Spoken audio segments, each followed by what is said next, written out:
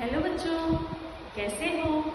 उम्मीद है आप लोग स्वस्थ होंगे, मस्त होंगे और अपनी पढ़ाई अच्छे से कर रहे होंगे। आज हम एक नया पाठ पढ़ने वाले हैं जिसका शीर्षक है डॉक्टर का अपहरण और इसके लेखक है डॉक्टर हरिकृष्ण देवसरे जी। प्रस्तुत पाठ डॉक्टर का अपहरण यह एक विज्ञान कथा है। अब ये विज्ञान कथा क्या होती है? जिस विधा द्वारा कल्पना तथा विज्ञान को आपस में जोड़कर समन्वय कर पाठक के मन में जिज्ञासा उत्पन्न की जाती है, साहित्य की वह विधा विज्ञान कथा कहलाती है। यह एक विज्ञान कथा है और एक काल्पनिक कथा है। इसमें कल्पना के माध्यम द्वारा लेखक ने हमें यह बताने का प्रयास किया है कि हम विकास के अंधाधुंध दौर में या विज्ञान के अत्यधिक प्रयोग से इतने आगे बढ़ गए हैं, हमने इतनी मशीनें बना ली हैं कि हमारा खुद का जीवन भी क्या हो गया है, मशीन बनके रह गया है। तो लेखक इस काल्पनिक विज्ञान कथा के माध्यम से हमें यह बताता है कि अधिकाधिक यदि हम मशीनों का प्रयोग करेंगे तो हमें विभिन्न प्रकार की बीमारियां घेर लेंगी। साथ ही इन मशीनों के प्रयोग की वजह से हमारी प्रकृति का संतुलन भी क्या हो रहा है, बिगड़ रहा है। प्रदूषण बहुत ज़्यादा फैल गया है। तो लेखक हमें यह बताना चाहता है कि हम विकास के दौर में या विकास के चक्कर में इतना ना आगे बढ़ जाएं कि हमें असाध्य रोग घेर ले और उन रोगों का इलाज फिर मशीनों द्वारा संभव नहीं होता। तो इस पाठ में लेखक ने मशीनों के अत्यधिक उपयोग से होने वाली बीमारियों के प्रति हमें सजग कराया है। साथ ही हमें चेतावनी दी है कि हमें अपने जो मानव की जो शक्ति है, मानव जो पावर है, उनका प्रयोग करना चाहिए। हर एक चीज के लिए मशीनों पर आधारित नहीं रहना चाहिए, नहीं तो हमें विभिन्न रोग घेर लेंगे। साथ ही उन्होंने एक काल्पनिक ग्रह की भी इसमें पूरी संकल्पना रखी है। तो चलिए पाठ की एक एक पंक्ति पढ़ते हैं और समझते हैं कि लेखक हमें इस पाठ के माध्यम से क्या संदेश देना चाहता है। पाठ 7 डॉक्टर का अपहरण। इसके लेखक हैं डॉक्टर हरिकृष्ण देवसरे। हरिकृष्ण देवसरे जी हिंदी साहित्य के एक प्रतिष्ठित बाल साहित्यकार थे। उनकी बाल रचनाएं परंपरा का अन्वेषण करती, बच्चों की जिज्ञासा को उभारने वाली तथा उनकी कल्पनाओं में नूतन रंग भरने वाली हैं। प्रस्तुत पाठ डॉक्टर का अपहरण यह एक विज्ञान कथा है। हम समझ लेते हैं विज्ञान कथा किसे कहते हैं। जीवन की किसी घटना का रोचक प्रवाही वर्णन कहानी है। डॉक्टर का अपहरण एक विज्ञान कथा है। जब हम कल्पना के माध्यम से विज्ञान कथा को प्रस्तुत करते हैं इस प्रकार से जिससे पाठक के मन में जिज्ञासा का निर्माण हो, तो वह विधा विज्ञान कथा कहलाती है। प्रस्तुत कथा के माध्यम से देवसरे जी ने उद्योगों के अंधाधुंध विकास, मशीनों की बढ़ती संख्या, फैलते प्रदूषण, बढ़ती बीमारियां, जलवायु परिवर्तन के कुप्रभावों के प्रति हमें जागरूक किया है। आइए पाठ की एक एक पंक्ति पढ़ते हैं और समझने का प्रयास करते हैं कि इस पाठ के माध्यम से लेखक हमें क्या संदेश देना चाहता है। कुछ महीनों पहले आपने डॉक्टर भटनागर के अचानक लापता हो जाने का समाचार पढ़ा होगा। लेकिन उसके बाद फिर उनके बारे में कुछ भी पता न चला। हुआ यह था कि एक रात को लगभग 2 बजे उनके घर की कॉल बेल बज उठी। आदत के अनुसार डॉक्टर भटनागर उठ गए। उनकी पत्नी जागकर भी बिस्तर पर पड़ी रही, क्योंकि वह जानती थी कि ऐसा तो रोज़ ही होता है। जब भी कोई मरीज सीरियस होता तब अस्पताल का चौकीदार उन्हें उठाने आ जाता। अगर किसी को उन्हें घर बुलाकर ले जाना होता तो वह भी आकर उन्हें जगा देता। डॉक्टर भटनागर मरीजों की सेवा करना अपना परम कर्तव्य समझते थे, इसलिए वह इसका बुरा न मानते और सहर्ष चले जाते। सहर्ष मतलब खुशी खुशी। कोई उन्हें फीस दे या ना दे, इसकी उन्हें कभी चिंता न थी। उस रात भी वह उठे और गाउन पहने ही दवाइयों का बैग उठाकर चले गए। आमतौर से होता यह था कि वह 1-2 घंटे में लौट आते थे या फिर सवेरा होते होते तो अवश्य ही आ जाते थे, क्योंकि उन्हें अस्पताल समय से पहुंचने की आदत थी। किंतु उस दिन जब देर सुबह तक डॉक्टर भटनागर नहीं लौटे तब उनकी पत्नी चिंतित हुई, क्योंकि डॉक्टर साहब की आदत थी कि वे मरीज को देखते थे रात को जाके अगर कोई मरीज सीरियस रहता था, परंतु वह 1-2 घंटे में वापस लौटकर आ जाते थे। उसने सोचा कि शायद मरीज की हालत गंभीर होगी, इसलिए देर लग गई होगी। फिर यह भी सोचा कि हो सकता है आज सीधे अस्पताल चले जाएं। लेकिन जब मरीज उन्हें घर पर पूछने के लिए आने लगे तब उसकी हैरानी बढ़ गई। किसकी हैरानी बढ़ गई? डॉक्टर भटनागर की पत्नी की, क्योंकि उनके पति रात से गए थे और अभी तक वह घर नहीं लौटे थे। इस बीच उन्होंने क्या किया? मित्रों को, अपने संबंधियों को, सबको फ़ोन किया और डॉक्टर साहब के बारे में पूछताछ की, किंतु उन्हें कोई भी जानकारी नहीं मिली। कुछ देर के लिए वह यह मान बैठी कि शायद वे किसी दूर के गांव में गए हों और किसी कारण से जल्दी वापस न आ पाए हों।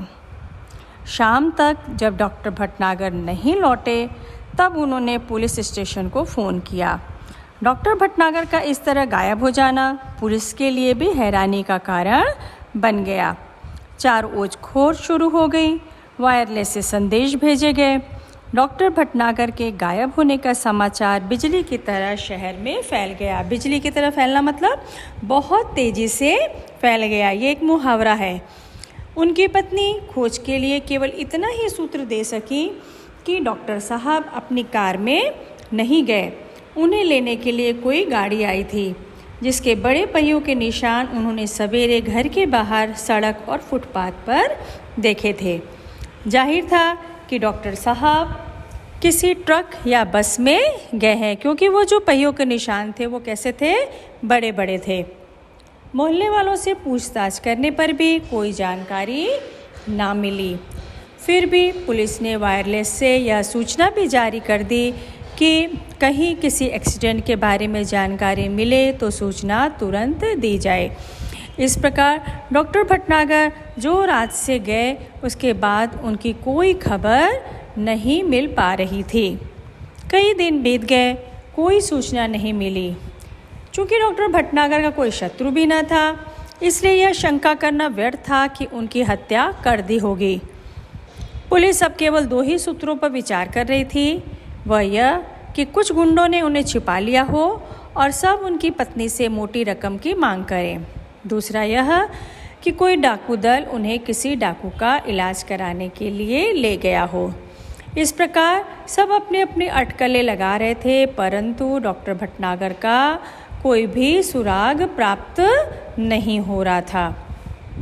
दिन पर दिन बीतते गए और डॉक्टर भटनागर के बारे में कोई जानकारी ना मिली।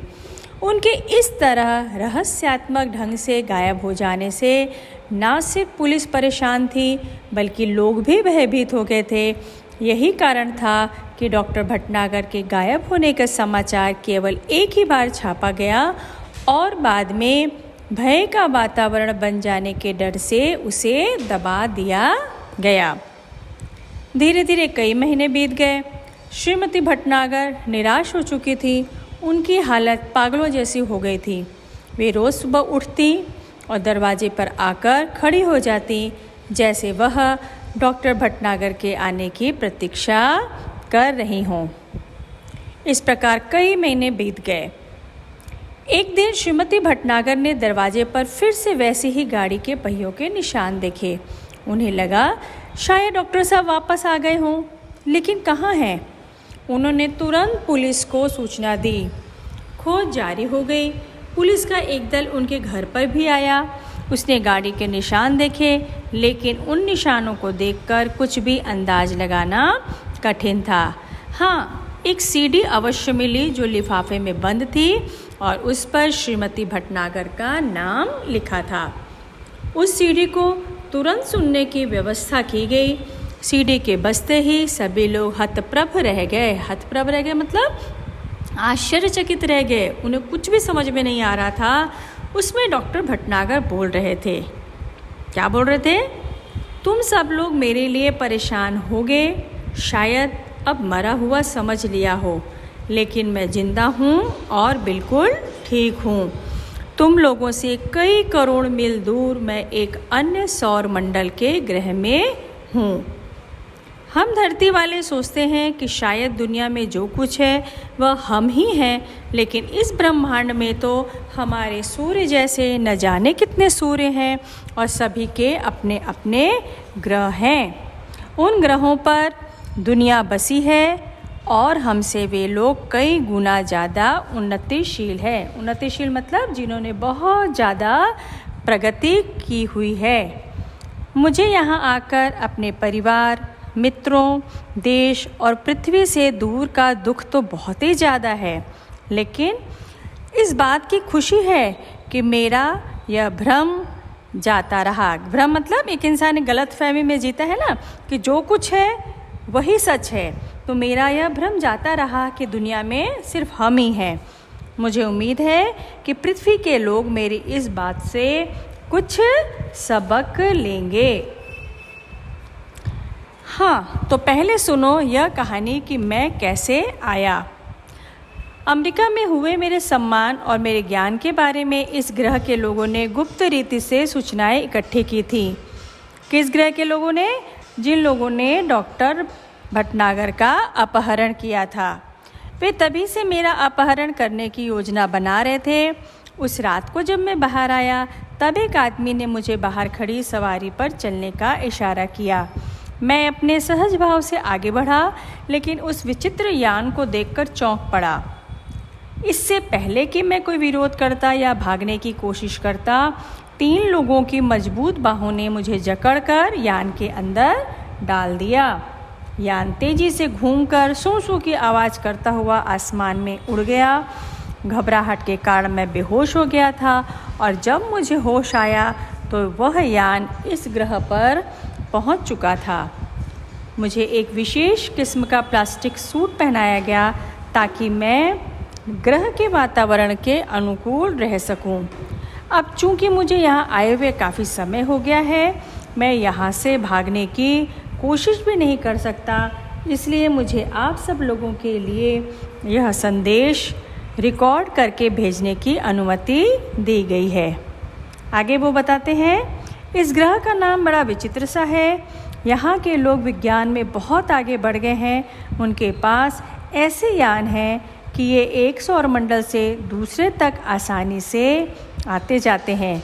यहाँ भी लोगों ने रहने के लिए घर बना रखे हैं, कारखाने हैं, बाजार हैं, बस्तियाँ हैं, मोटरें हैं, सभी कुछ है, लेकिन हमसे बिल्कुल भिन्न। इनके अपने वैज्ञानिक सिद्धांत हैं। इन्हें कई सौर मंडलों और ग्रहों के बारे में जानकारी है। हमारा सौर मंडल इनसे सबसे निकट है, इसलिए इन्होंने आसानी से मेरा अपहरण कर लिया। इस प्रकार डॉक्टर भटनागर ने सीडी के माध्यम से पृथ्वीवासियों को, अपने घर के लोगों को यह बताया कि वे कहाँ पर हैं, कैसे पहुँचे, किस ग्रह में पहुँचे और वहाँ की परिस्थिति कैसी है। साथ ही उन्होंने यह भी बता दिया कि सिर्फ पृथ्वी ही नहीं, पृथ्वी जैसे और भी ऐसे ग्रह हैं जहाँ पर उस ग्रह के लोगों ने काफ़ी उन्नति और प्रगति कर ली है। मेरे अपहरण का कारण जानने से पहले यह जान लें कि ये लोग चिकित्सा शास्त्र में बहुत पिछड़े हुए हैं। यह एक ऐसा ग्रह है जहाँ विज्ञान अपनी चरम सीमा को पहुँच चुका है। अब ये पैराग्राफ ध्यान से सुनिएगा, क्योंकि जो लेखक इस पाठ के माध्यम से हमें संदेश देना चाहता है वह इस पैराग्राफ में आपको मिलेगा। यह एक ऐसा ग्रह है जहाँ विज्ञान अपनी चरम सीमा को पहुँच चुका है, अर्थात यहाँ लोगों ने विज्ञान में काफ़ी तरक्की की हुई है। यहाँ के आदमी अब आदमी नहीं मशीन हो गए हैं। यहाँ का सारा काम मशीनों से ही होता है और इसका नतीजा यह हुआ कि धीरे धीरे आदमी का महत्व कम हो गया। अब इस पूरे ग्रह में मशीनें ज़्यादा और आदमी कम हैं। जो लोग हैं वे मशीनों के गुलाम हैं। दूसरी ओर यहाँ के लोगों को एक विचित्र तरह का सड़न रोग होने लगा है। शरीर का कोई अंग अचानक सड़ना शुरू हो जाता है और फिर वह आदमी मर जाता है।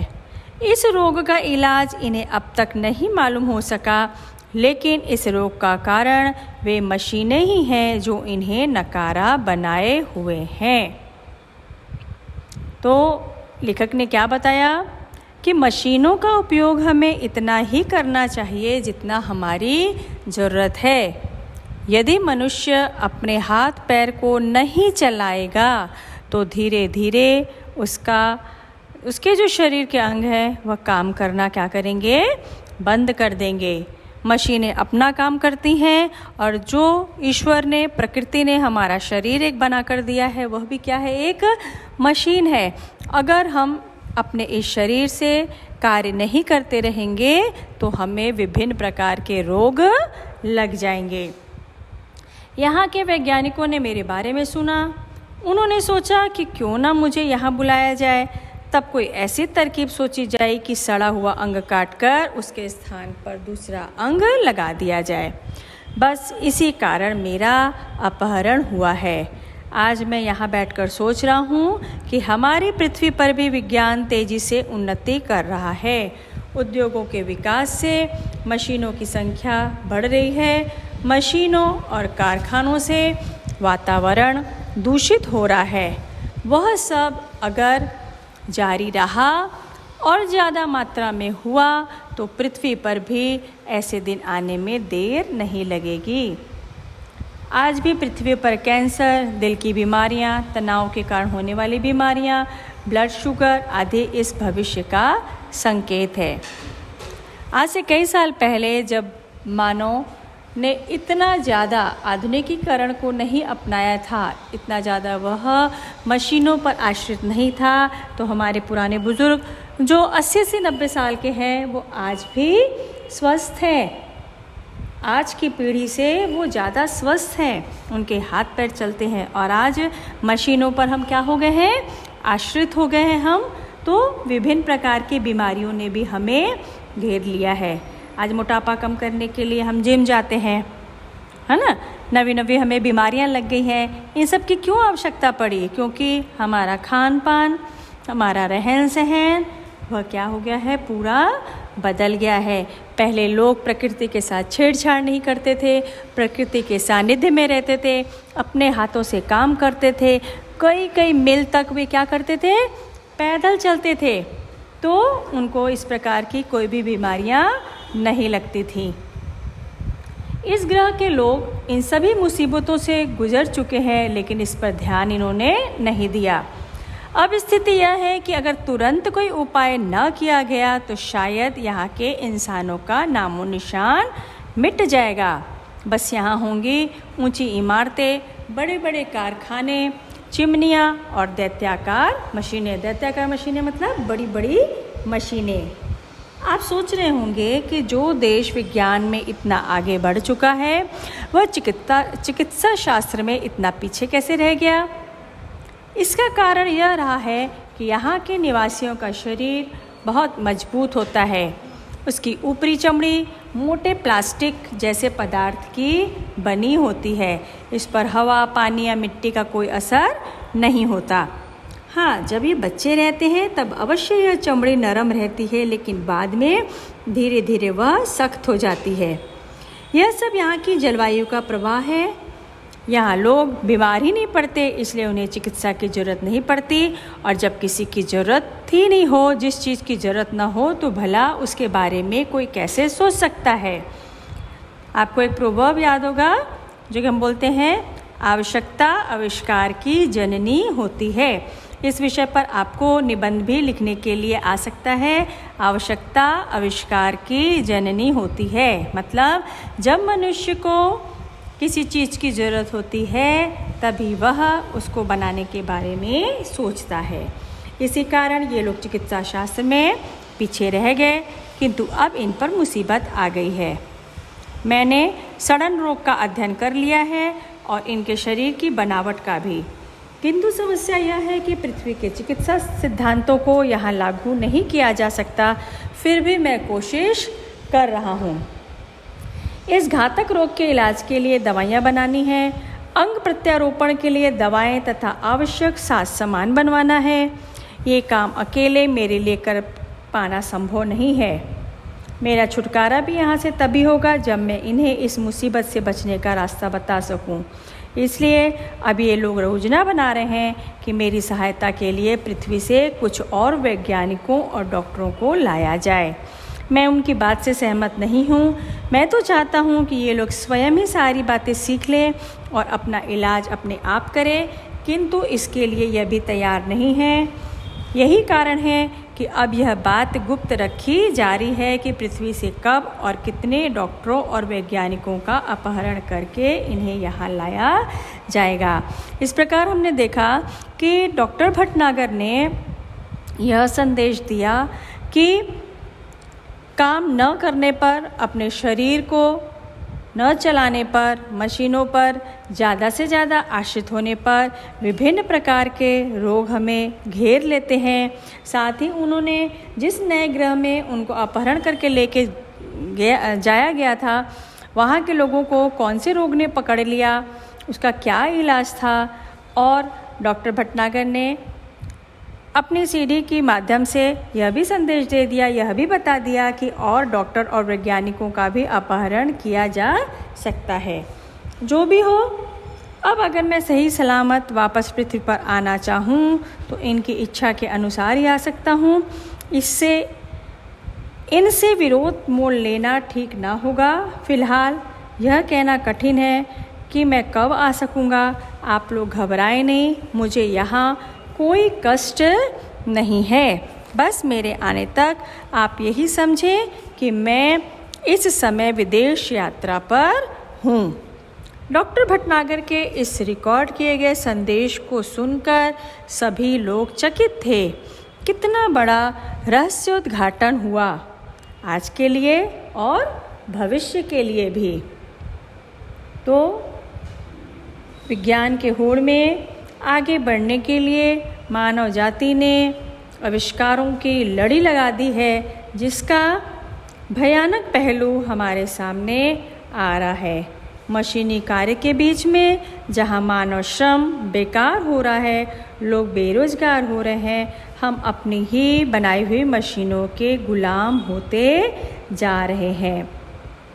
मशीनों के सामने हम लाचार और बेबस बन के रह गए हैं। विकास की होड़ में मानव जाति ने सफलता की बुलंदियों को छुआ। अपनी लगन व मेहनत का बल पर हमने ऐसी मशीनों का ईजाद किया जिनके सहारे आज महीनों का काम दिनों में या घंटों में कर लिया जाता है। परंतु मशीनें जितनी देर चालू रहती हैं, कब तक? जब तक उनमें ऊर्जा व डीजल की खपत होती रहेगी। वर्तमान समय में बड़े कामों के अलावा छोटे छोटे कामों में भी इन दैत्याकार मशीनों का इस्तेमाल होने लगा है और आज का इंसान इनका गुलाम बनता दिखाई दे रहा है। तो यदि हमें स्वस्थ रहना है और एक अच्छा जीवन जीना है तो आधुनिकता की दौड़ में हमें अंधे होकर नहीं भागना है, हमें प्रगति करनी है, विश्व के साथ चलना है, परंतु साथ साथ अपने शरीर का भी ध्यान रखना है और स्वस्थ रहना है। उम्मीद है आपको यह पाठ अच्छे से समझ में आ गया होगा। तो फिर मिलते हैं एक नए वीडियो में एक नए विषय के साथ। तब तक के लिए स्वस्थ रहिए, मस्त रहिए, खुश रहिए और अपनी पढ़ाई करते रहिए। उम्मीद है आपको यह पाठ अच्छे से समझ में आ गया होगा। तो फिर मिलते हैं एक नए वीडियो में एक नए विषय के साथ। तब तक के लिए खुश रहिए, स्वस्थ रहिए और अपनी पढ़ाई करते रहिए।